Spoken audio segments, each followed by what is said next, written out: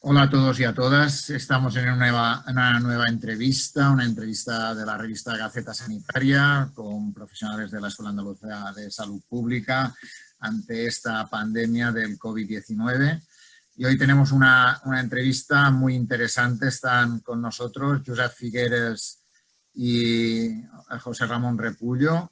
Josep Figueres es un experto de políticas de salud e investigador de servicios de salud, es director del Observatorio Europeo de Sistemas y Políticas de Salud. Él ha trabajado en la OMS, en la Unión Europea, en el Banco Mundial, ha sido asesor de políticas en más de 40 países, es miembro de varias juntas directivas y editoriales y es miembro honorario de la Facultad de Medicina de Salud Pública del Reino Unido, medalla Andrija Stampard por excelencia de la salud pública, ha recibido 2 veces el premio de la Asociación Europea de Gestión en Salud, por tanto, una persona clave en el sistema sanitario europeo y además es nacido en Cataluña, ¿no?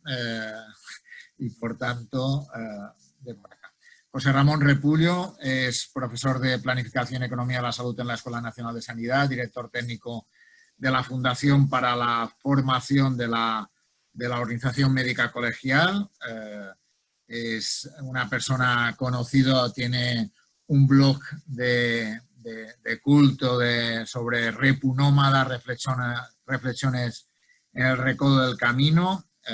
Y por tanto un placer contar con vosotros dos en esta entrevista, ¿no? Josep, para empezar, me gustaría un poco que nos dieras algunas claves de cuál es tu visión general de la pandemia en Europa. Vosotros en el observatorio tenéis una página web donde vais contando diferentes resultados de los diferentes países y me gustaría que nos contaras un poco cuál es tu visión de la pandemia a nivel europeo. Sabemos que hay muchas diferencias, no es lo mismo España e Italia que los países nórdicos o que Alemania o que el Reino Unido, pero cuéntanos un poco cuál es tu visión de cómo se ha comportado la COVID-19 en Europa. Muchas gracias, Joan Carles. Un placer estar con vosotros. Sí, tenemos una web que se dedica a monitorizar las respuestas de los países, aunque es mucho más complejo evaluar el impacto de estas respuestas. En estos momentos, curiosamente, hay mucha convergencia y mucha divergencia al mismo tiempo, y esto siempre ocurre cuando analizamos y comparamos sistemas de salud. Es decir, la convergencia sería que están todos los países en fase de desconfinamiento, desescalada, si tú quieres, pero a distintos estadios de ello, como se puede leer perfectamente en la prensa, que he de reconocer estos días, alguna de esta prensa está haciendo un trabajo excelente. El Economist, el Financial Times o el Guardian nos han enseñado, así como la prensa nacional de nuestro país, por supuesto, alguna de ella al menos, nos han enseñado que son tan capaces o más que nosotros los analistas y científicos para analizar y explicarnos lo que está pasando. Las preguntas de estos momentos que nos estamos planteando con los políticos sanitarios, tuvimos una reunión el viernes con varios de ellos, son muy parecidas. Es decir, estamos en lo que sería la fase de danza, algunos saliendo de la fase del martillo, es decir, si uno ve las curvas, la fase del martillo fue la del lockdown, de alguna manera confinamiento en profundidad severo, y luego lo que sería la fase de danza. El tema, el desafío es saber esta fase de danza cómo va a ser. Va a ser curvas aplanadas, van a ser curvas muy graves, muy severas, y cómo podemos hacer una vigilancia para determinar cuándo la curva va a ser severa, cuándo habrá un surge del COVID, o podemos mantenerlo en esta R por debajo del 1. Es decir, la gran pregunta es poner sistemas de vigilancia que sean capaces de decirnos cuándo es el momento de entrar en confinamiento. El segundo gran tema, por supuesto, es cómo vamos abriendo los que se están planteando todos los países, los servicios sanitarios, es decir, esta dualidad. Hay varios modelos en los distintos países, desde países que han decidido concentrar todos sus casos de COVID en unos pocos hospitales, hasta países como Alemania que tienen 900 hospitales que han tratado COVID durante este periodo, a un promedio, que claro, los promedios nunca son una realidad, de unos 10 pacientes por hospital. Esta es la segunda gran pregunta que tenemos en estos momentos. La tercera, por supuesto, será el impacto en la economía y, por supuesto, el impacto que la economía tendrá de nuevo en salud. Y esto se podría resumir en un tema, en el dilema entre salvar a tu abuela o salvar a la economía. Es decir, de qué manera el impacto en la economía se balancea, por decirlo de alguna manera, con el salvar vidas. Es un tema que quedó muy claro en todos los debates al principio, pero que ahora, como habéis visto en países como Estados Unidos en particular y otros, se está replanteando. En resumen, yo creo que el COVID nos ha enseñado mucha humildad. Nos ha enseñado a ser muy humildes y a darnos cuenta que no lo hemos entendido y seguimos sin entenderlo. Seguimos sin entender por qué en algunos países el impacto de las medidas parece más alto que en otros. Seguimos sin entender, por ejemplo, el caso sueco. El caso sueco fue el que era un poquito el gran ejemplo a seguir, porque en teoría estaban controlando la epidemia con una pequeña danza, aunque la danza afectó mucho más a los nursing homes. Ahora nos hemos dado cuenta que no es así, que los números han aumentado, que la incidencia ha aumentado de forma dramática y que hay un aumento de mortalidad. Serían quizá 4 pinceladas sobre la pregunta de qué está pasando en estos momentos en nuestros países del entorno. Y en un entorno, probablemente, Josep, donde la pandemia ahora se ha desplazado hacia América, ¿no? Donde del centro neurálgico de la pandemia estaba en Europa, ahora está básicamente en América, afectando a diferentes países y aumentando el número de personas afectadas, ¿no? Que ya supera ampliamente los 7 millones de personas afectadas, ¿no?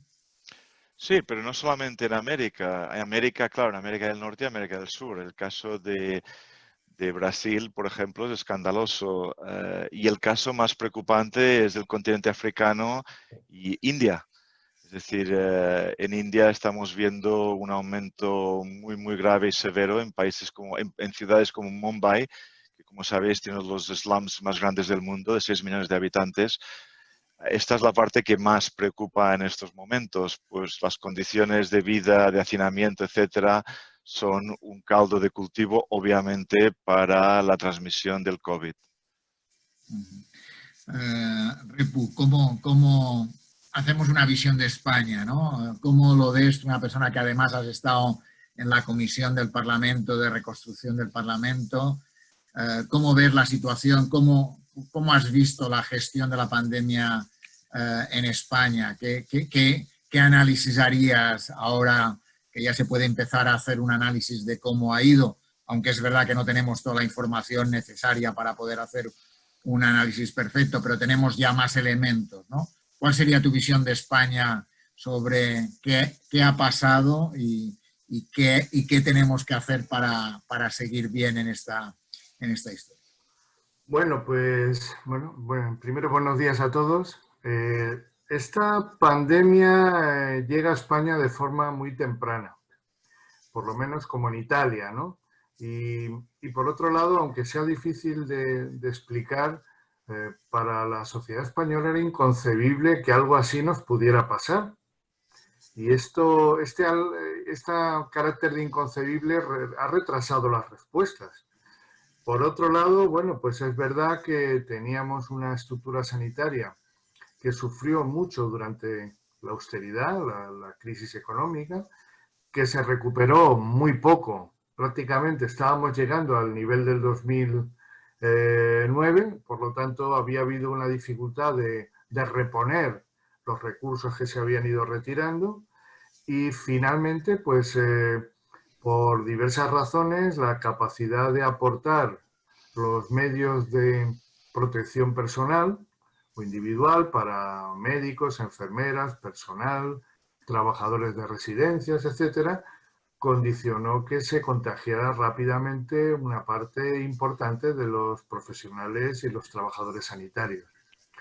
La paradoja, por lo tanto, pues es bueno, pues que tuvimos esa situación donde había malas condiciones de entrada, un contagio rápido y que además entra de forma muy especial en los centros sanitarios. De hecho, una posible explicación de la alta mortalidad que ha tenido el coronavirus en España es la creación de una especie de, un término de infección nosocomial sociosanitaria.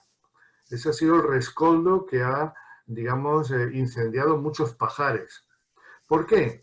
Porque la gente mayor va y viene a los hospitales cuando tiene descompensaciones de su situación pluripatológica. El flujo entre determinadas residencias y hospitales pues se produce y bueno, si hay una transmisión silente o inevitable o yo qué sé de la epidemia, empieza a haber de vez en cuando ancianos que llevan el contagio a los centros. Y ahí se produce el desarrollo explosivo. Y bueno, no ha sido la misma historia en toda España. Madrid, sobre todo, y Barcelona y algunas provincias de Castilla-La Mancha y Castilla y León han sido lugares muy castigados. Para hacernos una idea, en Madrid la gente que ingresó en los picos de mayor expansión de la pandemia llegó a rebasar 1,5 veces las camas habitualmente disponibles en la sanidad pública y 2,5 veces los puestos de cuidados intensivos. Por lo tanto, para algunos sitios sí fue una auténtica catástrofe que desbordó las posibilidades de respuesta.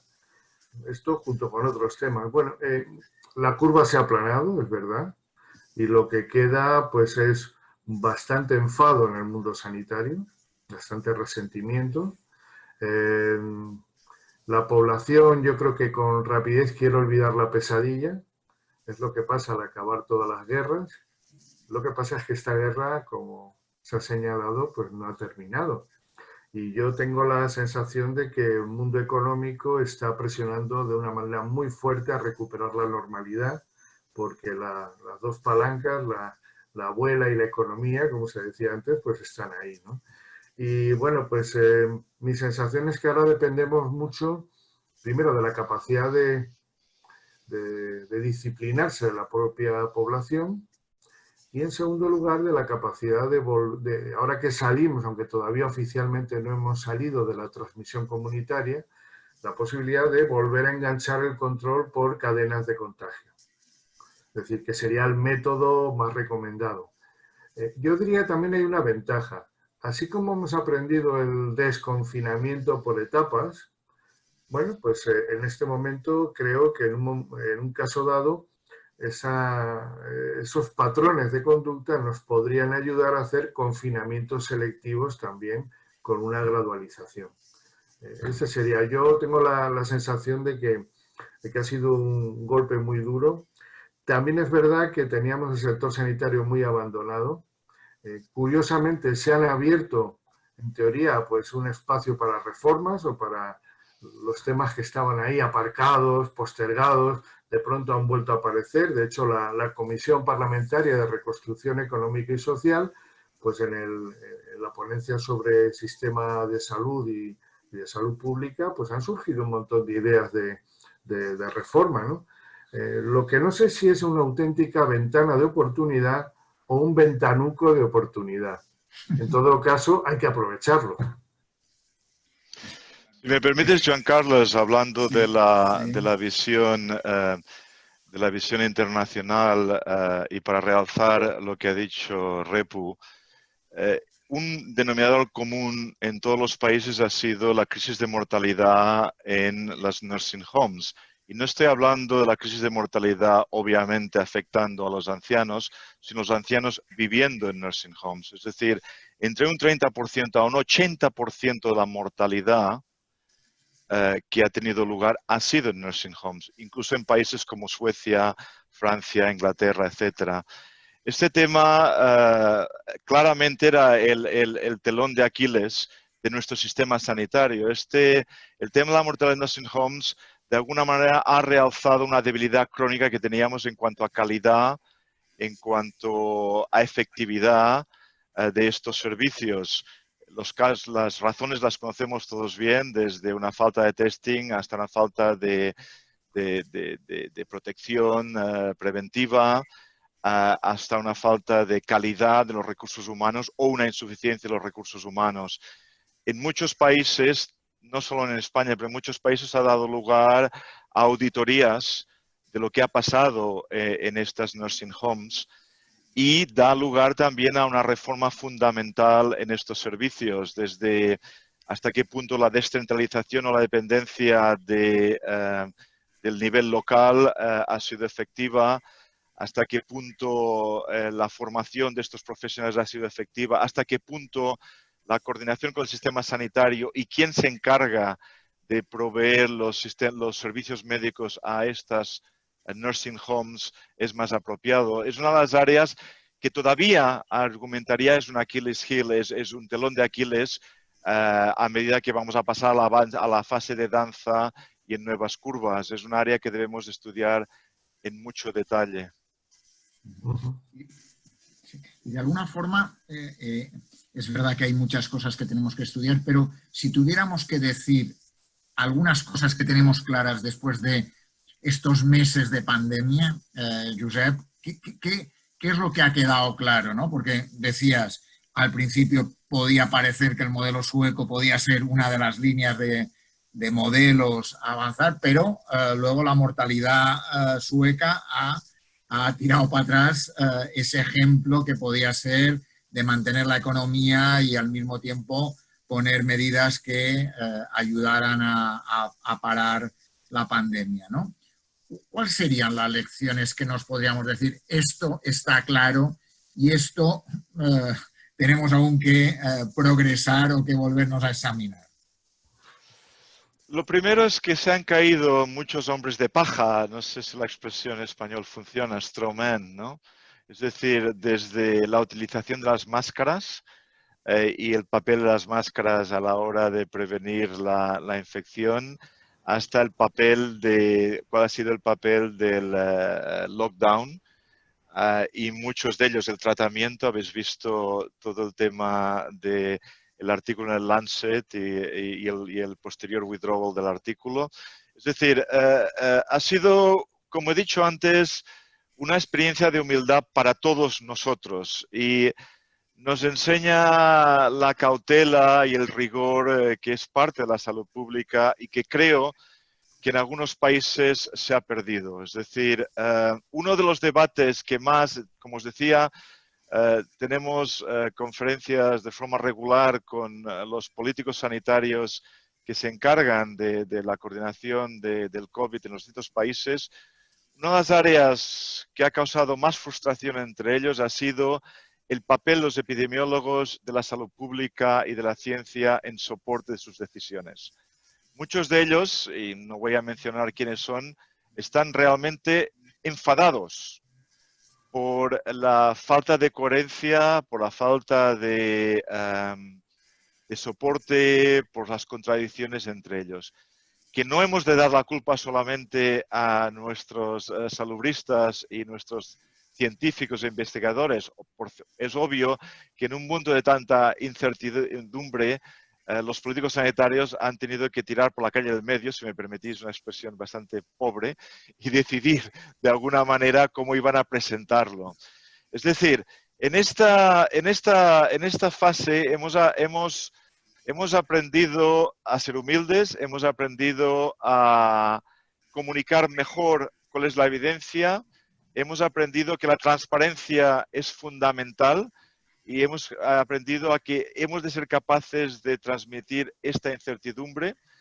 Hemos aprendido que el liderazgo y la visión es fundamental y que hemos aprendido que tenemos problemas serios con nuestros sistemas epidemiológicos de vigilancia y de medida del impacto del COVID en la mortalidad.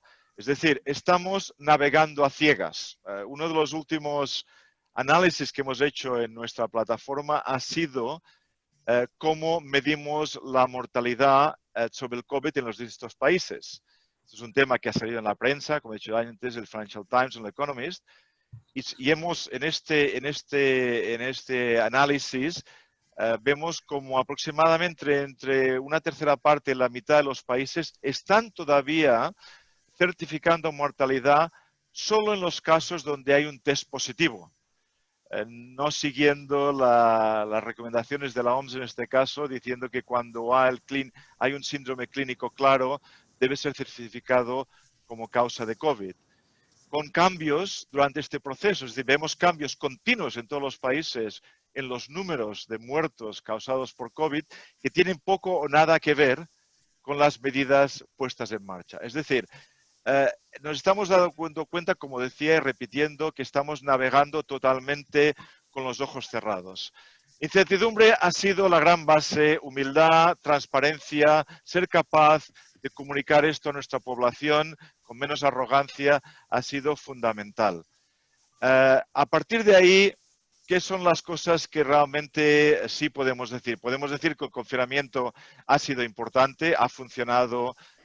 Por ejemplo, el caso americano es clarísimo y vamos a ver los números empeorando. El caso inglés, hay algunos estudios que conoceréis como el del Imperial College, que hablaba de que si el confinamiento hubiera tenido lugar una semana antes, se podría haber salvado aproximadamente unas 20.000 vidas. Sabemos perfectamente que todos estos modelos son modelos multiregresivos, con muchos determinantes, y es difícil decir hasta qué punto, si uno hace un análisis de sensibilidad, han sido 15.000 o 25.000. Pero en cualquier caso sí sabemos que el confinamiento bien hecho sí funciona. Sí sabemos que una buena coordinación a nivel nacional con legislación de emergencia ha sido importante. Si vemos los casos como Singapur, con más experiencia y más, como diríamos, gobernanza, no siempre democrática quizás, pero con más gobernanza nacional, en un primer momento, como cuando vieron el comienzo de la crisis, fueron capaces de poner una red sanitaria en marcha bien coordinada, con unos pathways muy bien diseñados. Hace medio año ni existía o no había pasado eficazmente a la especie humana. Y el otro parte de la responsabilidad, pues, digamos, tiene que ver con el mundo del conocimiento. En el fondo, ¿qué hemos hecho en el mundo de la ciencia? Crear silos cada vez más pequeños de gente que tiene su método, su modelo, su academia, su marco explicativo. Quizás los que hemos trabajado más en una ciencia transversal, siempre hemos estado visualizando la dificultad de diálogo. Y de pronto resulta que, bueno, pues la ciencia no puede ser un islote de virtud en medio de sociedades indecentes. No puede serlo. Esa indecencia, digamos, es de una categoría más suave, más funcional, pero que la gente quiera salir en la tele, quiera publicar, quiera lanzar su método, quiera poner su modelo encima de la mesa, lo que ocurre es que satura los canales informativos. Y yo creo que esa es otra conclusión que tendremos que hacernoslo mirar dentro del mundo del conocimiento. Y creo que esas áreas que tú has defendido y que el Observatorio ha defendido, yo creo que con mucha militancia, ¿no?, de cómo hacer para transformar conocimiento en acción pertinente, es importante. ¿Qué ocurre? Que no hay que desfallecer, porque, a ver, que nos tiremos en España, llevamos ya con 3 meses y un proceso judicial para saber si el problema fue la manifestación feminista o no, realmente es que dice, bueno, ¿y para qué necesitan científicos para jugar a esto? Bueno, pero no hay que desalentarse porque el mundo de la política tiene ese tipo, digamos, de festivales, ¿no? El problema de fondo, tú lo has dicho, es que no sabemos bien cómo es el comportamiento de esta pandemia. Bueno, pues es un reto de conocimiento. ¿Por qué las industrias cárnicas de Alemania, Reino Unido y Estados Unidos se convierten en lugares de brotes explosivos? No lo sabemos. ¿Por qué de pronto pues, no se transmite por la calle y hay una fiesta y se contagian 30? Bueno, pues hay que aprender a concebirlo como preguntas de investigación, trasladar ese nivel de incertidumbre. Y hace poco Ricard Meneu y Peri Bert, en un artículo del blog de Economía de la Salud, desempolvaban un término que me encantó. Le llamaban la ignotancia, no la ignorancia, de ignoto, lo que no se puede conocer, porque todavía no hay capacidad de conocimiento. Yo creo que hay que aprender a vivir con el riesgo, la incertidumbre, con la ignorancia y con la ignotancia, ¿no? Por lo tanto, bueno, pues, y en todo caso, como lo que es modificable en nuestro medio es nuestra forma de pensar y transmitir el pensamiento desde el ámbito de las ciencias biomédicas y de la salud, yo creo que tenemos primero que hacérnoslo mirar y luego ya veremos cómo criticamos al mundo político. Me gusta mucho. Todo eso me hace pensar si podríamos hacer un repaso de diferentes temas o grandes temas, ¿no?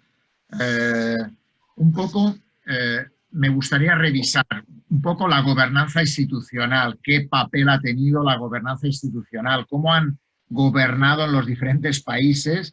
Tú antes comentabas algo, Josep, de lo que te decían de alguna forma los diferentes epidemiólogos y tal, pero yo incluso diría más aún, ¿no?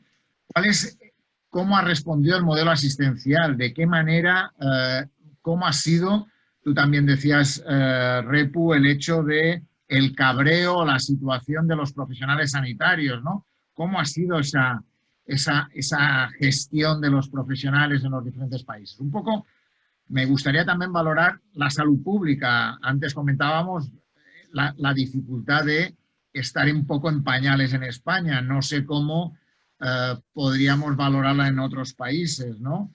El tema de la atención primaria, que es algo que también ha salido como uno de los aspectos necesarios a comentar, ¿no?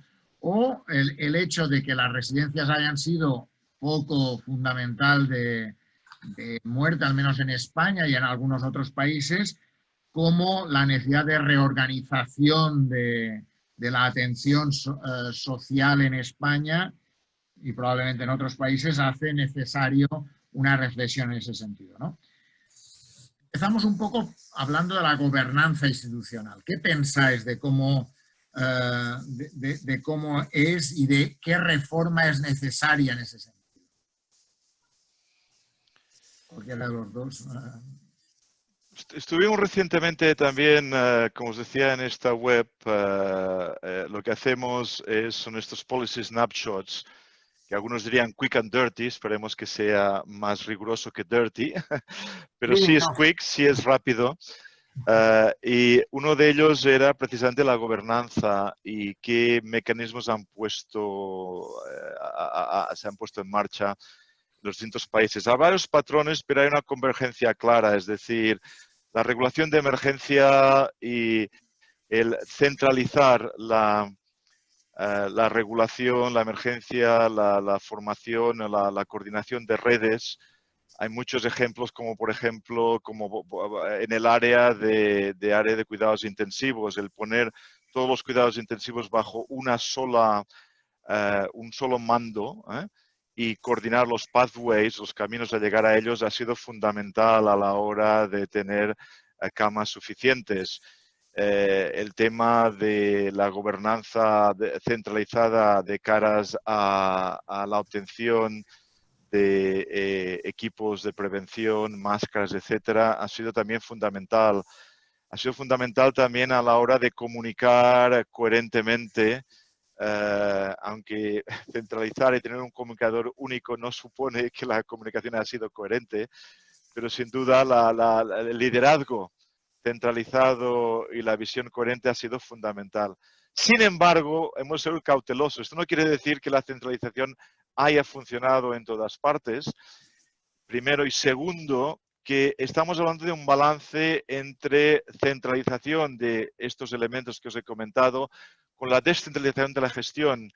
La semana pasada estábamos evaluando la experiencia irlandesa, por ejemplo, y nos decían que uno de los factores fundamentales ha sido centralización de estos elementos, pero descentralizar a la altura de los proveedores, es decir, dando espacio suficiente a estos proveedores, a estos hospitales, a estos centros, para reorganizarse, para organizar sus servicios, para organizar sus salas, etcétera, sus pathways de entrada y salida, para responder, sus recursos humanos para responder a la crisis, sin tener que pasar por muchos controles, con la capacidad también de realocar recursos a las áreas más necesarias. En esta mezcla, yo creo que es fundamental. Quizá lo interesante cuando hablabas de reforma, De nuevo, quizás sí pueda mencionar dos países, uno de ellos en el que vivo, belga, y formo parte del Grupo Nacional de Coordinación del COVID, y Suiza. Una de las preocupaciones quizá de estos países sea que haya una marcha atrás a la coordinación que han conseguido. Es decir, Suiza, por ejemplo, es un país tremendamente federal y en estos momentos la coordinación en Berna ha sido fundamental a la hora de tener impacto en el COVID. El miedo en estos momentos, o el miedo, o no el miedo, perdonad la expresión, pero la preocupación pudiera ser que volvamos a una descentralización en este caso y no hagamos paralelos, por favor, al sistema español. Cada uno de estos países, aunque federales, son muy, muy distintos. En el caso de Suiza, la descentralización, en un momento que todavía estamos en fase de danza, podría ser dañina en cuanto a una nueva surging, de alguna manera, de la epidemia. Sí, yo diría que hay quizás dos planos diferentes de gobernanza, ¿no? Hay una gobernanza más sistémica, porque obviamente en España, para reducir la movilidad y para el confinamiento, se ha tenido digamos, que recurrir a algo tan extraordinario como la declaración de un estado de alarma. Y para determinadas medidas, incluso adquirir suministros en condiciones de colapso de los mercados internacionales, pues ha habido también que articular medidas que eran, digamos, muy difíciles. Yo diría que se ha desvelado la necesidad de una gobernanza del sistema. Yo diría, sabéis que en España o sabes, Josep, que en España se habla mucho de que, bueno, pues somos 17 sistemas de salud. Vale, bueno, yo creo que es un sistema nacional de salud con 17 servicios imperfectamente articulados o perfectamente desarticulados, como queramos decir, ¿no? El gran problema está en que, bueno, hasta ahora todo el mundo ha vivido feliz en esa situación que a veces pues, yo le he llamado pues, el confortable estado del malestar, porque todo el mundo le echa la culpa a otro y viven felices, ¿no? Cuando de pronto se tensa la situación, esto funciona peor. Y bueno, pues se evidencia que por parte de la Administración Central del Estado ha pasado ampliamente de la sanidad, ha formulado eso de la sanidad está transferida y ha ido amortizando todas las estructuras, desmontando todo, regalando el Carlos III a otro ministerio, regalando la agencia de nutrición. Bueno, esta era la realidad. Días antes de que empecemos con esta movida, pues el sistema estaba en perfecto desmontaje. De pronto hace falta el ministerio. Y lo cierto es que el ministro de Sanidad, que bueno, que me da la impresión de que creía que iba a tener una vida plácida, pues ha tenido pues que, digamos, que desplegar un extraordinario talento, que lo ha tenido, para intentar retener, digamos, líneas razonablemente sensatas de gobernanza de un sistema que se ha vuelto bastante loco, con una rivalidad política inusitada, etcétera, ¿no? Por lo tanto, en la parte, digamos, de gobernanza del sistema, evidentemente, se han desvelado unas debilidades enormes, ¿no?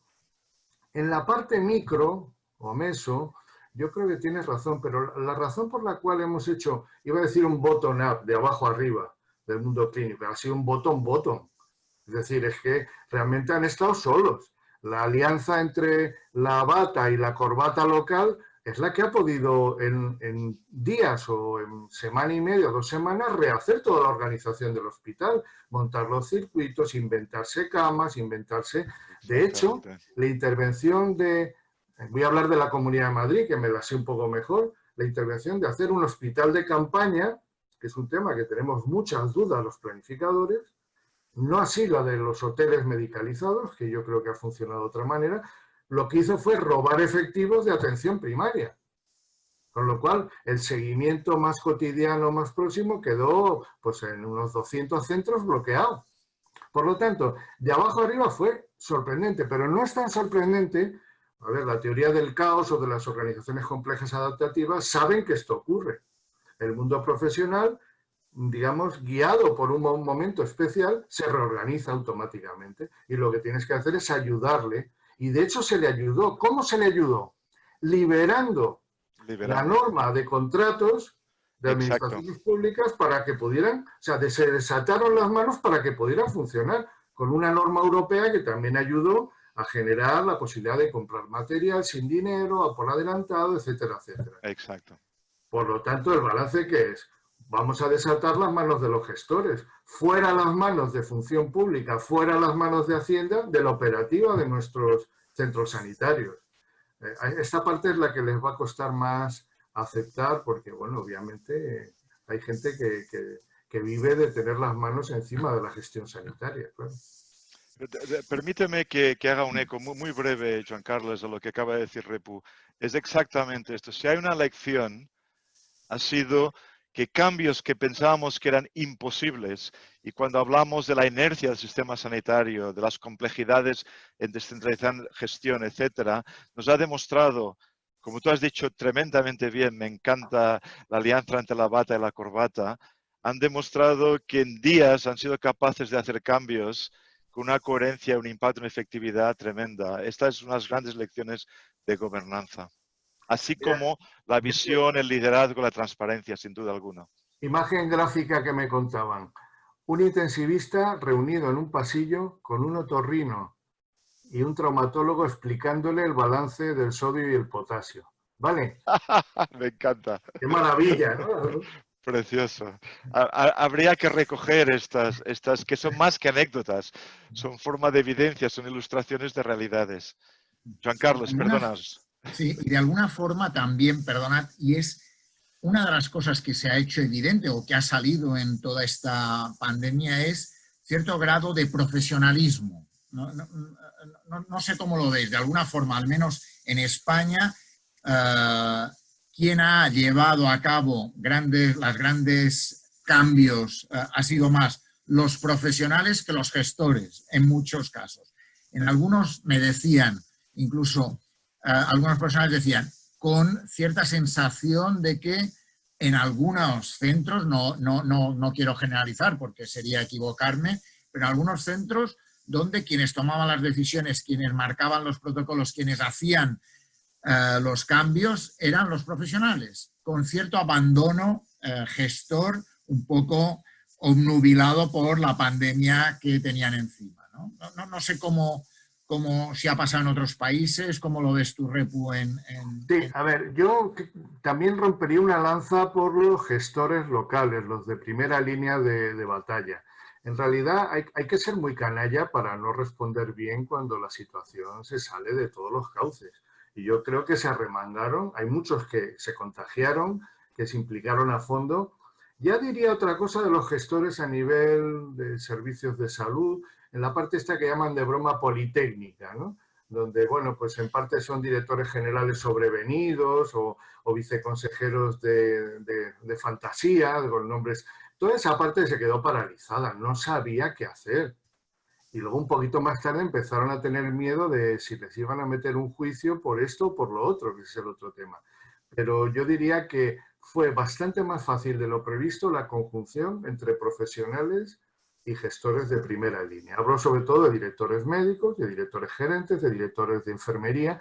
Toda esa gente yo creo que respondió razonablemente bien, aunque algunos de ellos hubieran sido posiblemente cargos de confianza o lo que se quiera, pero bueno, el mundo de la gestión tiene mucho que ver con el learning by doing, aprender haciendo, y esa gente pues lleva tiempo trabajando y bueno, pues preferencias políticas aparte, pues cuando llega un tsunami de estas características, yo diría que se coordinó bastante bien con el mundo profesional, teniendo en cuenta que esa base de la respuesta de organizaciones complejas adaptativas siempre es de abajo arriba. De pronto se te plantan 4 intensivistas y 3 anestesistas y dicen, tenemos todo liado, vamos a ver dónde ponemos respiradores.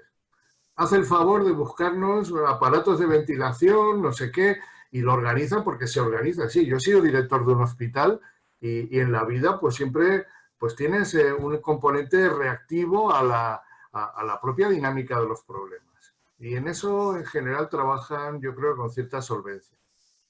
De alguna forma sí que ha habido un cambio de roles, ¿no? Claro. Sí, sí, sí. Es evidente que es verdad, yo por eso decía, no todos han estado fuera de, Es verdad que algunos sectores más que otros, ¿no? Pero es evidente que el papel profesional de coger las riendas ha sido muy importante, ¿no? Claro, claro. Y es importante, otra de las grandes lecciones ha sido, obviamente, profesionales en una definición de profesional muy amplia, yendo no solamente a los médicos, a la enfermería, a otras profesiones aliadas, pero también al sector de voluntariado, las NGOs, que también han jugado un papel importantísimo y lo están jugando, lo van a jugar ahora con todas las técnicas de testing y rastreo que van a ser fundamentales si podemos manejar esta danza de la que estoy hablando.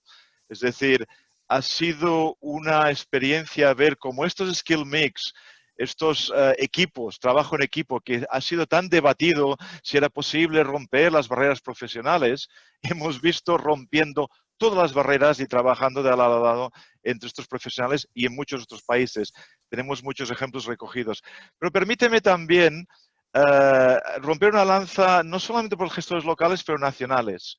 Esto que tú me decías del miedo a temas legales, sin poder entrar en detalles, he tenido conversaciones con muchos de estos funcionarios a nivel nacional, teniendo que tomar decisiones enormes sobre la compra, por ejemplo, de máscaras de China, que pueden o no pueden ser de calidad, pero en el cual no puedes seguir los mismos procedimientos de compra habituales y han tenido que arriesgarse a pasar por encima de algunas regulaciones para poder obtener o bien estos ventiladores o poder obtener estos respiradores, quería decir, o poder obtener estas máscaras.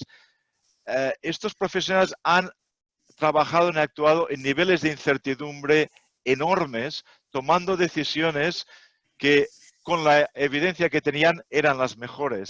Y en todos los casos, en muchos de estos casos en los que he hablado, también han estado recogiendo toda su experiencia en un diario día a día, explicando el porqué de las decisiones y el cómo de las decisiones, porque también temen muy mucho el que a posteriori puedan haber cargos judiciales contra ellos.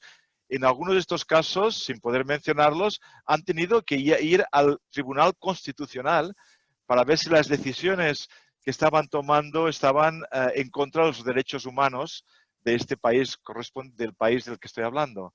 Es decir, aquí hay que ser también un poquito cauteloso porque hemos sido muy duros a veces con el nivel central, con la actuación. No entro con los políticos o no, no es mi trabajo, pero hemos sido muy, muy duros con aquellos comunicadores, con aquellos técnicos que han tenido que liderar las decisiones, a veces en una incertidumbre, como he dicho ya varias veces, en varias ocasiones, enorme.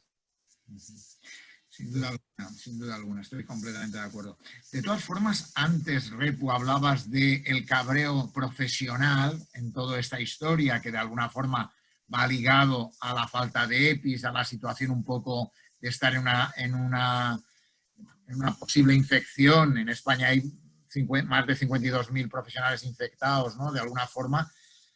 No sé cómo ha sido en otros países o cómo se ha vivido, o si ese cabreo que decía Repu es parecido a lo que pasa en otros países europeos. Sin duda, pero no es un elemento generalizado. En un lado podríamos tener, por ejemplo, los profesionales en Inglaterra, que han trabajado bajo condiciones muy, muy duras, o en Italia, como todos sabéis bien, o los profesionales, por ejemplo, en Finlandia, o los profesionales en Suecia o en Alemania.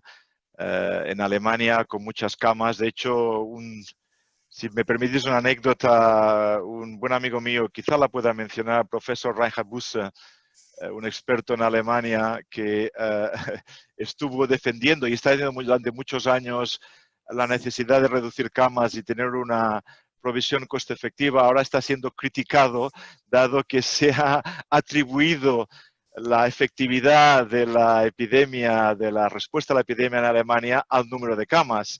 Sin duda ahí no ha habido demasiado estrés en los profesionales, pero yo no diría que ha sido necesariamente por el número de camas, sino por otras medidas que se han puesto en marcha. Por tanto, sí, es cierto que este cabreo ha ocurrido en muchos países, pero no en todos. Y ha dependido absolutamente de los números. Aunque en el campo sociosanitario sí hay un cabreo, si ya que utilizamos esta expresión bastante generalizada en todas partes. Y como decía antes, este es un tema que va a salir a la palestra en auditorías en casi todos los países donde esto ha tenido un gran impacto en la mortalidad debido al COVID. Giancarles, hace un par de semanas tuve ocasión de estar en un diálogo hispano-francés con un colega de un hospital de París y me reflejaba una situación muy parecida, es decir, se han sentido abandonados, se han sentido, digamos, que la sociedad les ha apoyado, pero los poderes públicos, bueno, pues no han tenido la capacidad de soportar sus necesidades. O sea que, por lo tanto, me llamó la atención porque pensé que era un tema muy doméstico, muy español. Y ligando con lo otro que decía Josep, el tema de las residencias yo creo que ha emergido como, digamos, el verdadero evento desconocido, pero porque lo teníamos velado posiblemente. En el debate que llevamos haciendo dentro de la comisión asesora del COVID de la OMC y también lo presenté en el Parlamento, el planteamiento que estamos haciendo es básicamente que deberíamos de rescatar un principio de ciudadanía sanitaria universal, de manera que la atención médica y de enfermería o sanitaria de los residentes en las residencias de ancianos pasara a ser responsabilidad primaria y operativa del Sistema Nacional de Salud. Exacto. ¿Por qué? Porque además tú lo comentabas, porque así hay ojos que no tienen que ver con la propiedad que van a permitir detectar situaciones, mucho más que cualquier inspector. Exacto. Y yo creo que es un... Pero ¿cómo se hace esto? Porque nominalmente muchas residencias tienen su médico asignado, un médico de familia, también tienen otro contratado que suele estar muy fuera de juego porque están en circuitos profesionales, vamos a llamar un poco de contrato precario, temporal, etcétera. Pues lo que hay que hacer es esas cargas de trabajo, consignarlas, retribuirlas y exigir en el contrato de gestión que a cualquier persona, cualquier médico o enfermera que tiene 7, 10, 20, 30 residentes a su cargo, tiene que cubrir una serie de actividades de atención, cobertura, etcétera. Por lo tanto, y también el hospital con los servicios de atención a la cronicidad, todo este tipo de historias que yo creo que se han trabajado bastante para los domicilios, pero yo creo que no tanto para las residencias, aunque hay experiencias locales muy interesantes, ¿eh? Es decir, hay servicios de medicina interna o de geriatría que han creado estructuras de enlace con las residencias antes de este brote y que han sido muy útiles para ahora, para el momento de emergencia. Pero yo creo que deberíamos de enfatizar ese derecho y esa obligación del Sistema Nacional de Salud, porque poco a poco nos hemos ido retirando de esa responsabilidad. Incluso hay comunidades que han legislado la obligatoriedad de tener médico y enfermera, lo cual está muy bien, pero ya es la coartada perfecta para decir, bueno, ahí os quedáis. Por lo tanto, no es suficiente. Las residencias de ancianos se ahorran dinero en servicios médicos, que lo reinviertan en servicios de cuidados. De alguna forma también creéis que, un poco en la línea de lo que habláis de residencias, de la necesidad de un cambio global, ¿no? De sistema, ¿no? Probablemente, ¿no? No solo probablemente sea un papel de atención primaria o, como tú decías ahora, algunas experiencias hospitalarias con residencias. Probablemente habría que hacer una reordenación de todo este sistema social, probablemente, y con un papel más cercano al sistema sanitario, ¿no? ¿Qué pensáis de ello? Yo estoy totalmente de acuerdo, pero como Repu lo ha dicho y como siempre lo dice perfectamente bien, este no es un tema nuevo, estaba ahí y ha salido a superficie debido al COVID. Pero el tema de la calidad de las residencias de ancianos, el tema de la calidad de recursos humanos, el tema de los niveles de soporte de recursos humanos en estas ancianas, en estas residencias es un tema crónico. No solamente en nuestro país, sino en muchos otros países. Los mecanismos de público-privado, quizá, por cierto, una de las áreas donde el sector privado ha avanzado más en todos los países ha sido precisamente en los cuidados de crónicos. Que esto no es ni bueno ni malo, es bueno si podemos controlar los niveles de calidad, si podemos coordinar estos servicios, si podemos evaluar la efectividad, si tenemos planes claros de estándares, etcétera, etcétera, esto será bueno, pero si no es así, si privatizarlo supone una pérdida de evaluación, una pérdida de calidad, pues no lo será, y esto no puedes generalizarlo. Pero sin duda, estoy de acuerdo, Joan Carles, que estas son las áreas donde debemos hacer una reforma fundamental en muchos países, porque ahí hay problemas muy, muy serios. Además, el funcionamiento de las residencias de ancianos, que son siempre sociosanitarias, ha sido siempre imposible catalogarlas como social o sanitarias, y la coordinación deben estar directamente integradas. Estamos hablando de integración desde años A. Estas son un elemento importantísimo en la integración de servicios sanitarios. Por tanto, hay que haber un alignment de incentivos, hay que haber una coordinación total con la atención primaria, con servicios hospitalares. Si esto se puede hacer con más público-privado, no voy a entrar en ello, pero ciertamente hay que regularlo, hay que coordinarlo mucho mejor de lo que se está haciendo hasta ahora en muchos de estos países. Y no es siempre el caso, no hay que generalizarlo, pero es un problema común. Sí, yo añadiría una cosa. Creo que hay un problema de base que es al que quizás te referías, Joan Carles. Tenemos un reto que no sabemos cómo responder, que es esto que han llamado la cuarta edad. Personas muy, muy mayores, muy frágiles, con situaciones de demencia, cuya calidad de vida es muy pobre y que, bueno, pues esa es la gente que es incapaz de vivir en su propia casa, y por otro lado es insoportablemente caro para cualquier familia tener cuidadores contratados para tenerle en casa.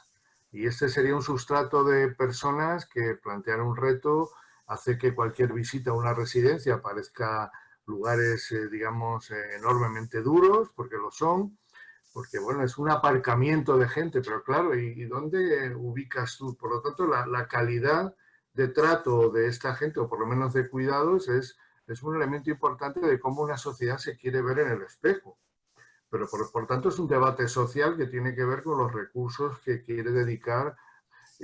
Hay otro sector que no es cuarta edad, es decir, es gente mayor que pueden disfrutar de una serie de años en condiciones buenas y que, bueno, pues tendría sentido pues que estas personas que no quieren o no pueden vivir en su casa tengan residencias o puedan estar en casa con los apoyos domiciliarios suficientes.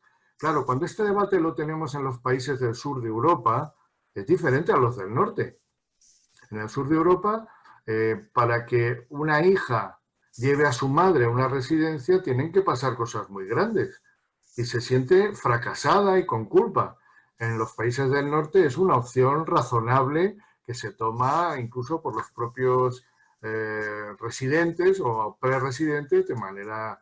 Por lo tanto, hay elementos culturales, tú como del mundo de la sociología, Joan Carles, lo sabes mejor, ¿no? El problema es ese, ¿no? Es decir, ¿cómo hacemos para mejorar los estándares? Y luego, en referencia al tema, yo creo que nuestro problema en la administración española es que no somos buenos gestionando. Eso es verdad. Y por lo tanto tendríamos que mejorar la capacidad de gestión. Pero somos aún peores controlando lo que externalizamos. Este es el problema. Es decir, en un momento determinado, pues tienes que velar si el que externaliza sigue el interés general o el particular. Luego, si se aburre o si no pone nadie que vaya a ver, este es el problema. Es decir, hay servicios donde si externalizaras bien hecho, tendría cierta capacidad de eficiencia. Y por eso la idea de por lo menos que los médicos y las enfermeras que cuidan a nuestros residentes no pertenezcan a la misma organización ya ayudaría bastante. Repu, perdona, no, es un tema que entre Repu y yo tenemos en común. Si no eres capaz del command and control, ¿cómo esperas que pasar a la contratación lo vas a hacer mejor? Claro. Esta ha sido una de las grandes falacias que han tenido lugar. Es decir, el command and control, todo el mundo está de acuerdo que ha fallado, la centralización, y se ha asumido que externalizando y contratando lo haríamos mejor. Cuando si no eres capaz de hacer command and control, ¿cómo vas a ser capaz de contratar estos servicios, monitorizarlos y evaluarlos? Perdona, Joan Carles. No, un poco en la misma línea, ¿no? De alguna forma también se ha hablado mucho de la capacidad de atención primaria para trabajar más con residencias, pero ahí podríamos hablar también de cuál es el papel de la atención primaria en los diferentes países, cuál es la situación de cada uno de ellos, cómo es la fortaleza de la atención primaria para poder hacer otras actividades cuando no pueden o difícilmente trabajan en esa, ¿no? No sé cómo lo veis, porque está claro que la atención primaria necesita un impulso para poder generar en la reforma del sistema sanitario que hablábamos, necesita un impulso fundamental para poder ahondar mejor y trabajar mejor en estas situaciones, ¿no? Sí, la incertidumbre, al menos desde nuestra perspectiva en estos momentos, es cuál es el papel de la atención primaria, sobre todo de caras al testing and tracing y la prevención, el isolamiento, etcétera, ¿no? Y es interesante estudiar los distintos países en este sentido. Por ejemplo, en Holanda han decidido que va a ser la atención primaria que se ocupará de estas labores, mientras en otros países como Francia, la CNAMS, que es el Seguro Nacional de Salud, de alguna manera, ha puesto en marcha un servicio para realizar estas funciones y centralizar parte del contact tracing. Es decir, ha habido una variación enorme, en algunos países cerrando a cal y canto la atención primaria y centralizando, como decía, estos casos de COVID o sospechosos de COVID, en otros países dando el liderazgo de la atención primaria. La verdad es que no sabemos, depende muy mucho, por supuesto, de la efectividad de esta atención primaria, depende muy mucho de cómo se ha dado soporte a esta atención primaria en cuanto a equipos de prevención física, etcétera. Ha dependido mucho también cómo hemos financiado esta atención primaria. Una de las demandas que hemos tenido y que hemos estudiado de los países de seguridad social que pagaban que no es siempre el caso, no una cosa va con la otra, pero que financiaban a sus médicos de atención primaria una mezcla de per cápita y fee for service, una de las demandas que hemos tenido es cómo compensar a estos profesionales que del día a la mañana han pasado a un estado precario financiero porque no habían pacientes, como algunos se han reconvertido a hacer testing and tracing, como algunos se han reconvertido a trabajar en hospitales y hemos estado mirando maneras de compensar con mucha creatividad, es decir, entre Bélgica, por ejemplo, Francia y Alemania, cómo compensar a estos profesionales y a tener un incentivo para que continúen trabajando, porque en los países donde tenían fee for service, la situación de los profesionales era muy precaria. Y no solamente ellos, fisioterapeutas y muchos otros, que están todos ellos, como en Francia, en Alemania, que estaban financiados a través de pago por servicio. Es decir, es una mezcla de cómo damos soporte a estos servicios y de qué papel deben jugar.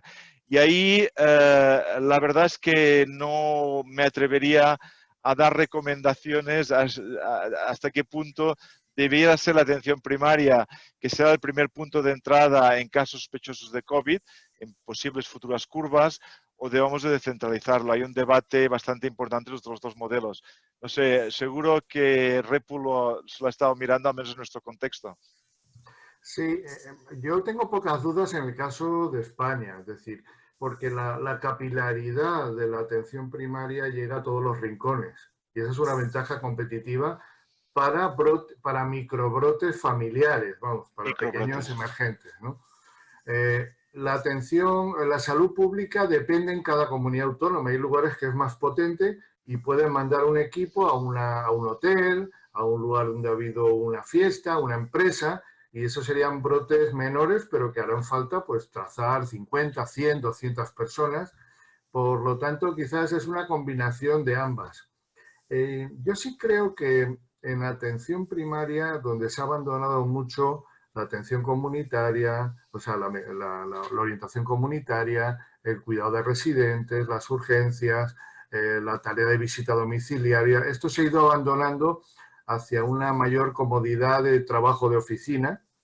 En España sí podría venir bien inyectar una serie de recursos vinculados a la actividad, vamos a llamarle, de vigilancia epidemiológica y acción comunitaria para intentar reestimular un poco este modelo más intervencionista, menos de atención a la demanda. Hay un compañero de la Escuela Andaluza, Sergio Minué, que yo creo que es bastante crítico con la propia gente del mundo de la medicina de familia, ¿no?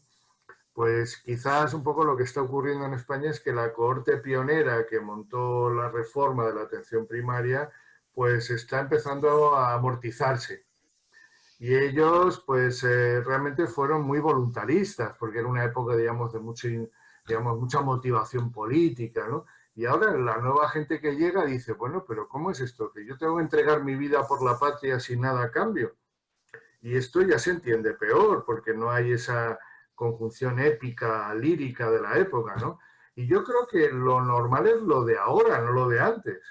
En el mundo de la gestión, lo que tú tienes que crear es una estructura de incentivos que favorezca comportamientos.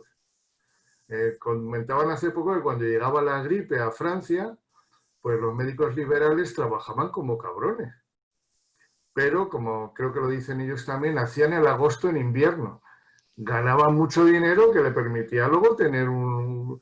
Bueno, yo no diría que haya que incluir, como tú decías, el fee for service, pero que el sistema sea tan insensible a las cargas de trabajo es bastante inapropiado, ¿no? Por lo tanto, creo que recordar que en Italia, cuando en un equipo de salud de atención primaria tenían un paciente pluripatológico frágil o terminal, lo daban de alta y eso significaba, digamos, una asignación extra de recursos, de dinero, pero también unas obligaciones de pasarte todos los días por la casa, etcétera, etcétera. Bueno, pues yo movería un poco la gestión, dejar un poquito el romanticismo, que viene bien, pero hacer que lo deseable socialmente sea también deseable por la gente. Y esa es la nueva etapa. Y casi un poco en otro de los grandes temas, ha salido también en algún momento el tema de la salud pública. En España hay toda una historia de el no poner en marcha la ley de salud pública y todo lo que ha generado o lo que ha llevado ello. También en Europa está el papel del ECDC, ¿no? Como un elemento que ha salido también en el debate, digo no hoy, sino en algún momento en el debate público. ¿Cuál debería ser el papel Europa salud pública y cuál debería ser el papel España salud pública en función de qué pensáis cada uno de vosotros sobre cómo debería hacerse, ¿no? Porque probablemente uno de los problemas que ha habido es que pandemias de este tipo necesitan una salud pública mejor preparada para poder afrontar con más, ¿no? Con más fuerza, con más conocimiento, con mejores planteamientos pandemias de este tipo, ¿no? ¿Qué pensáis?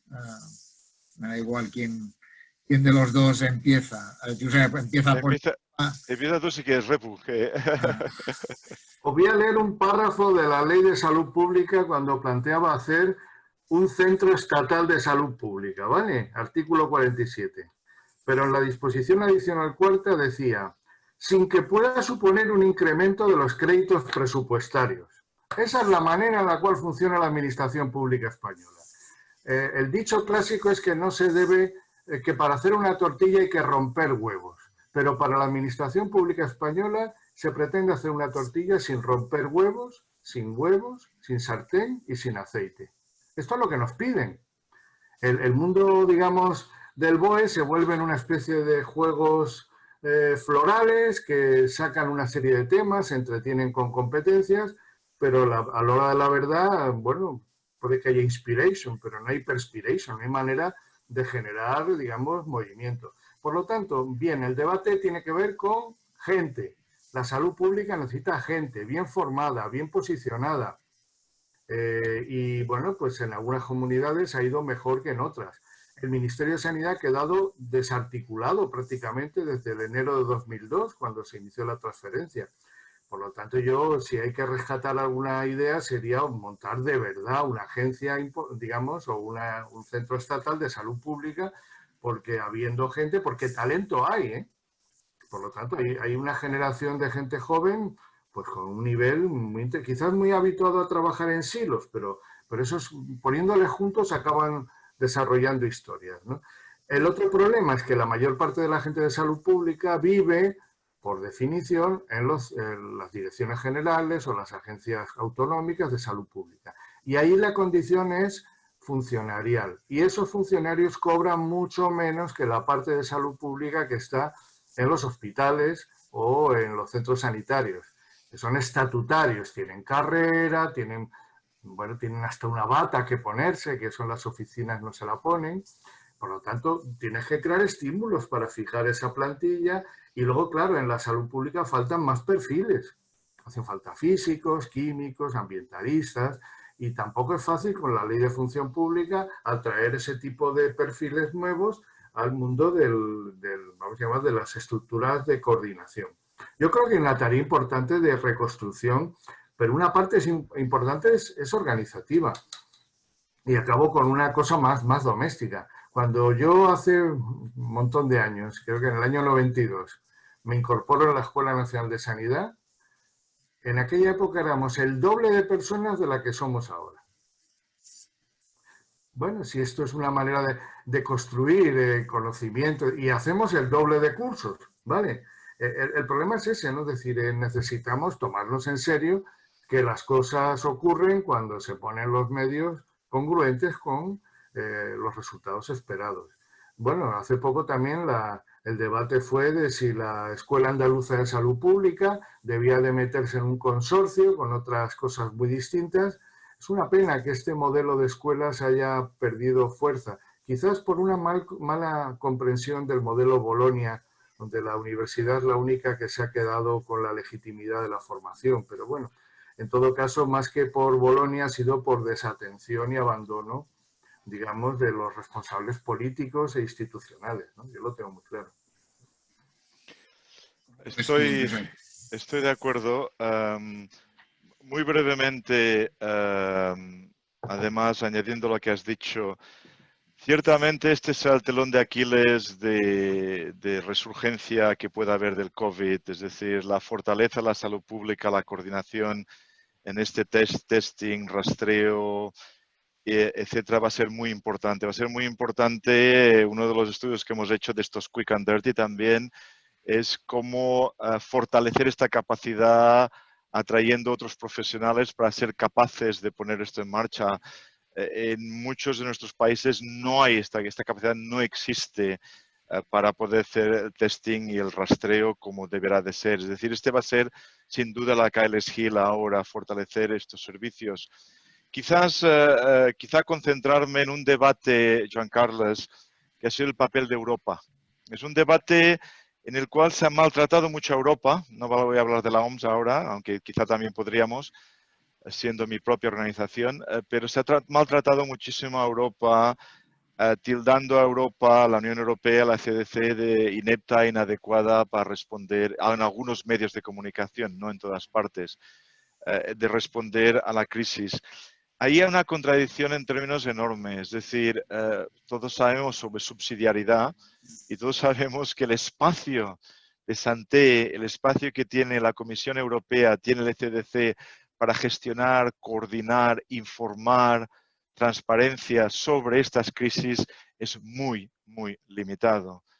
Y los mismos países que han limitado el papel de Europa en crisis, están ahora, en algunos casos, no siempre los países, criticando el papel de Europa en la crisis.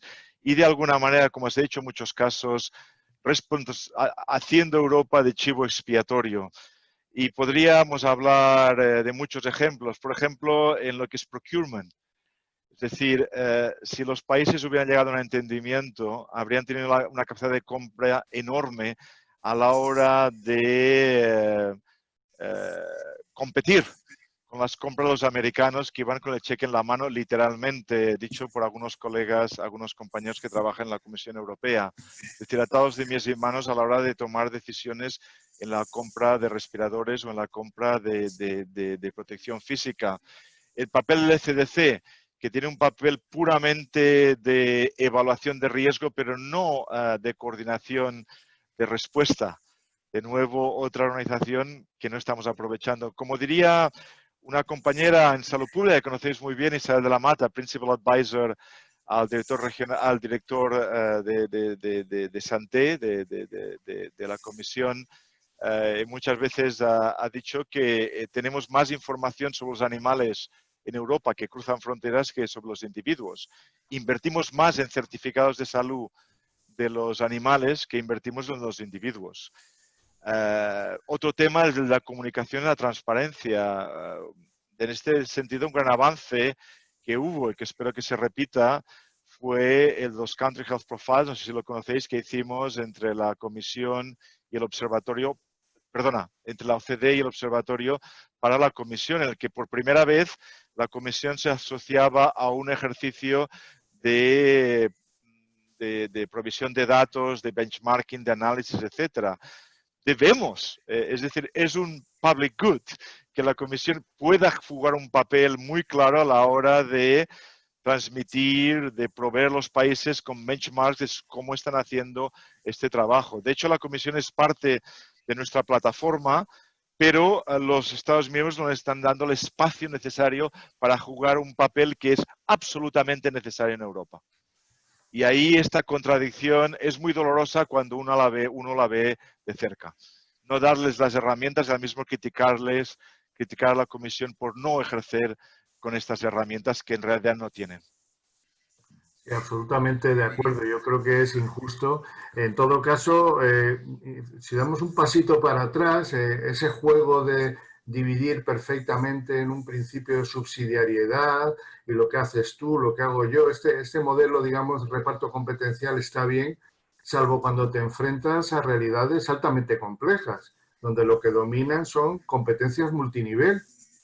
Entonces yo llamaría quizás a ser muy, muy realista, no solo hacer apelaciones morales, ¿no? Si lo que falta es confianza para hacer una compra colectiva, y falta en España también, y no va a faltar en Europa, posiblemente tomarlo como un dato, no simplemente generar digamos, una proclama moral y decir, pues vamos a construir confianza, ¿cómo? Con fondos que gestionen, digamos, stocks de seguridad y flujos para que los receptores desconfiados pues remuevan o quiten su desconfianza. Yo creo que en España un sistema racional de gestión de insumos estratégicos y flujos difícilmente va a salir si no hay dinero, un slice financing, un corte de financiación para decir, bueno, y esta ronda la paga el Estado. Porque si no va a ser muy difícil, porque no está construida esta confianza suficiente como para comportarse bien. Por lo tanto, bueno, pues yo creo que son mecanismos de gobernanza, no deberían de existir. Como dicen de broma que el método para repartir la tarta entre varios niños es que uno corta los pedazos y el otro elige primero, ¿no? Este sistema es para compensar la tendencia natural de los humanos a velar antes por nuestro interés que por los demás. Esta es la base del mercado, el self-interest, ¿eh? Acuérdate. No sé si quieres decir algo de la OMS, digo, por ser tu organización, Josep. Quizás sea muy incauto hablar de la OMS, dado la tormenta en la que nos encontramos. Creo que también, obviamente, tengo una visión sesgada, aunque el observatorio es un partenariado independiente, en el fondo y en la superficie soy un funcionario de la OMS. Creo que habiendo visto la tormenta muy de cerca y habiendo tenido acceso a algunas de las intercambio de comunicación entre, por ejemplo, Estados Unidos y el secretariado, el trato a la OMS ha sido tremendamente injusto. No quiero esto decir que la OMS no haya podido hacer las cosas mejor en algunos aspectos, pero sin duda ha actuado de chivo expiatorio bastante útil para muchos países. Me gustaría que reflexionarais en el mundo de la salud pública. Es un tema para mí fascinante, que viéramos el COVID y la declaración de emergencia y pandemia en función de las pandemias anteriores. Es decir, habría una expresión tremendamente vulgar que diría esto de damn if you do, y no utilizo la otra expresión, damn if you don't. Es decir, si os acordáis, en la H1N1 se declaró muy rápidamente la pandemia y nuestra directora general fue criticada ampliamente por saltar muy rápidamente. Es decir, si tú analizas desde el SARS hasta el H1N1 hasta el ébola, en todos los casos la OMS ha sido criticada. en todos ellos. Demasiado pronto, demasiado tarde. Es decir, en un contexto, el tema de la OMS es también fundamental, en un contexto en el que damos la independencia total al director general Tedros y al mismo tiempo una dependencia total siendo una elección política y bajo el control de países que están financiando buena parte del presupuesto, como se ha visto en el caso de Estados Unidos. ¿Cómo puedes pedir tú a un director general una independencia total de los países cuando tienes un sistema de elección y financiación en el cual el presupuesto regular es una mínima parte del presupuesto global de la OMS? Es decir, ¿cómo puedes pedir una comunicación efectiva y dura, no diplomática, cuando al mismo tiempo el control es absoluto? El control financiero, quería decir. No ha habido ahí ningún tipo de corrupción, no ha habido ningún control político, esto os lo puedo asegurar, pero el control financiero está ahí. ¿Cómo puedes pedir una OMS independiente cuando al mismo tiempo has pedido una OMS que sea totalmente dependiente de las demandas de los países individuales?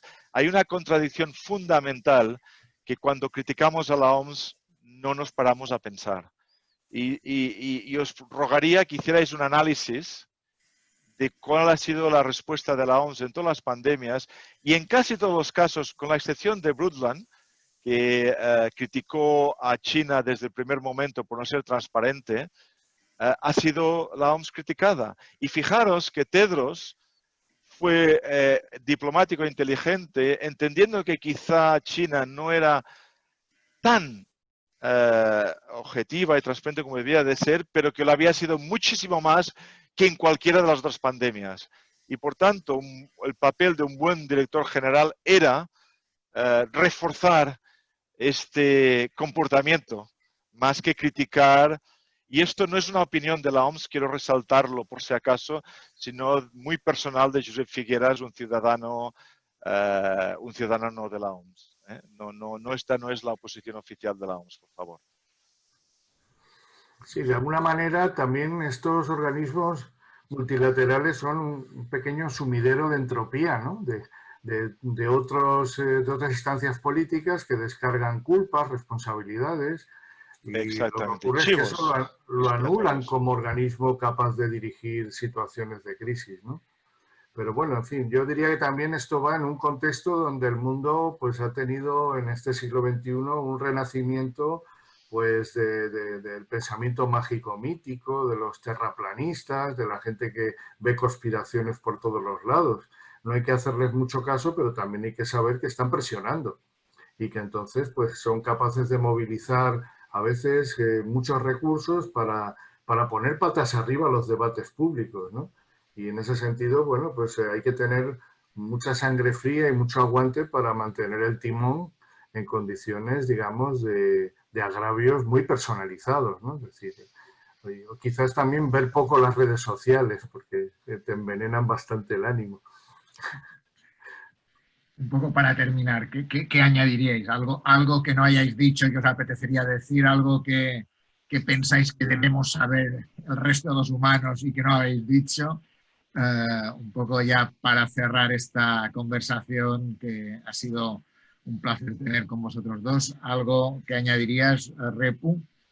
Sí, yo bajaría un poco a pie de tierra. Creo que la experiencia que han hecho los sanitarios en la autoorganización de los servicios avala mucho los modelos de cogobernanza o gestión clínica.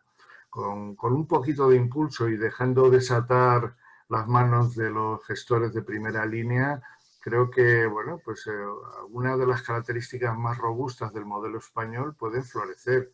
Tenemos hospitales territorializados que podrían crear redes hospitalarias para gestionar mejor la hospitalización de proximidad y la alta especialización, y soltar un poco esas amarras de la primaria para que se pudiera autoorganizar y volcarse a los servicios sociales. Con que algo de esta agenda pudiera desarrollarse, creo que bueno, esta experiencia de empoderamiento, que dirían algunos, del mundo clínico daría frutos. Yo creo que ese sería uno de los temas que yo vería con más interés. Estaría de acuerdo. Estamos ahora escribiendo un documento que va a salir esta semana sobre la resiliencia de los sistemas sanitarios. Hemos aprendido mucho sobre los factores que ayudan a la resiliencia del sistema sanitario de la sociedad, y puede servir y va a servir para futuras reformas. Es decir, este es el típico, cuando hablamos de resiliencia, este es el típico shock inesperado. Es de libro de alguna manera, ¿no? Y ya hemos repasado muchos de estos temas, añadiendo lo que ha dicho Repu, el tema de la autogobernanza, el tema de la flexibilidad en la provisión de servicios, el tema, como hemos dicho antes, del skill mix, la de grupos de trabajo iguales, bien coordinados, autocoordinados. A nivel nacional, el liderazgo, la visión, la transparencia. Hemos aprendido muchísimo de comunicación social. Un tema que me gustaría, tengo a un grupo trabajando en ello también, ha sido la comunicación social en el COVID. Es decir, ¿os habéis dado cuenta que en algunos países los comunicadores se han convertido en auténticos ídolos de la pop culture? Es decir, en países como Suecia, no ahora, claro, había t-shirts, ¿no? Había camisetas con la foto del epidemiólogo que estaba liderando la comunicación. Y lo mismo en Alemania, ¿no? Estilos de comunicación, y en por España ejemplo, también. en España también, estilos de comunicación, quizá en este momento en Suecia la gente no se ponga la camiseta, claro, pero el hombre fue siempre muy cauteloso, hay que reconocérselo. Estilos de comunicación política entre, por ejemplo, Boris Johnson, Trump, o lo que ha sido capaz de hacer Angela Merkel o Jacinda Ardern en Nueva Zelanda. Es decir, estilos de comunicación política, uso de la evidencia, del soporte. Hay un montón de trabajo, de conocimientos y lecciones que podemos aplicar hacia el futuro. Quizás lo que dirían es el silver lining de lo que ha sido una experiencia súper dolorosa a nivel emocional, social, personal, a todos los niveles. Pero sí hay un silver lining del que debemos aprovechar y acabarlo de siempre, que se ha sobreutilizado demasiado, pero cómo aprender, cómo no desaprovechar una buena crisis. Aunque lo haya dicho, es un tema que me parece demasiado superficial. Pero en fin, sí hay lecciones de esta crisis que al menos debemos de aprovechar y de aprender. Y no hemos hablado de un tema muy importante, disculparme, el digital. Es decir, la manera como hemos hecho cambios radicales en la utilización de sistemas de telemedicina en la provisión de servicios. En países como Alemania, que se habían negado a la profesión médica a hacer este cambio, ha sido espectacular. Ha sido espectacular, con unos aumentos de coste-efectividad tremendos, que espero, y es uno de los grandes debates ahora, que no se va a retroceder y que se van a mantener. Es decir, hay cambios que llevábamos años intentando implementar, se han implementado en cuestiones de 2 semanas, con sistemas flexibles de pago por telemedicina, en los que habían grupos de trabajo que se han estado debatiendo durante años, literalmente años. En 2 semanas se han puesto sistemas de pago para compensar para la telemedicina. No hemos de olvidar esto, es interesantísimo. Perdona.